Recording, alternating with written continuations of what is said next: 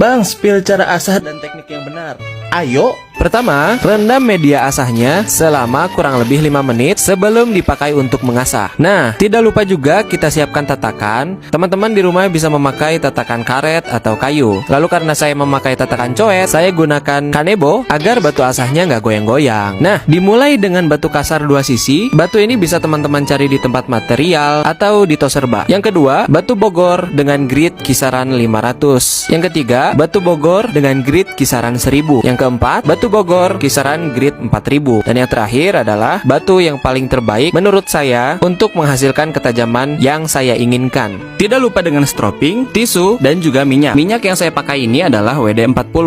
Kalau misal teman-teman mau pakai minyak yang lain, tidak apa-apa. Oke, kita langsung ke tahap pertama, yaitu kita akan gerus dengan batu kasar 2 sisi. Nah, karena ini adalah pisau Jepang, sudut asah sebelah bevel alias sebelah kanan itu lebih tinggi dibanding sisi kiri. Nah, untuk metodenya adalah kita gerus dari ujung sampai pangkal tanpa terlalu dominan pada satu sisi, karena nantinya akan tidak rata terhadap hasil asah yang maksimal. Nah, setelah timbul bur, kita balik pisaunya ke sisi sebelah kiri. Jadi untuk mengembalikan bur itu ke tengah alias ke arah sebaliknya, kita asah dari sisi sebelah kiri dan lakukan proses tersebut sampai sudut asah sudah seimbang. Jikalau sudah seimbang untuk batu kasar ini, langsung kita lanjut ke grit batu bogor yang 500. Tidak ada bedanya dengan grit sebelumnya. Yang harus dipastikan ketika kita naik grit, tapak dari grit sebelumnya sudah hilang. Ketika sudah hilang, maka kita boleh naik grit. Lalu kita lanjut ke grit 1000-an. Lakukan hal yang sama seperti sebelumnya dan jangan lupa pastikan bahwa tapak grit sebelumnya juga sudah hilang. Dan kita lanjut lagi ke grit selanjutnya, yaitu grit 4000-an. Pada grit yang halus,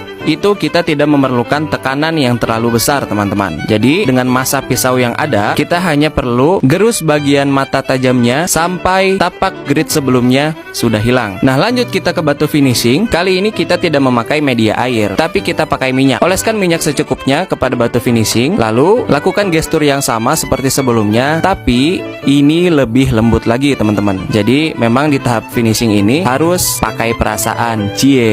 Pakai perasaan nggak tuh? Sama seperti sebelumnya, lakukan di kedua sisi sampai tapak grit sebelumnya sudah hilang. Nah, kita lanjut ke stropping. Jadi stropping ini adalah alat yang dibuat dari kulit dan kayu yang bisa teman-teman lihat ini untuk membersihkan bur dari batu asah. Pakai gestur seperti ini, teman-teman bisa lihat, dan ini dilakukan sampai dirasa cukup ketajamannya. Kalau teman-teman yang suka latihan pasti punya feeling ketika di stropping ini. Ketika sudah selesai, jangan lupa dilap dan langsung kita uji ke kertas dan kresek.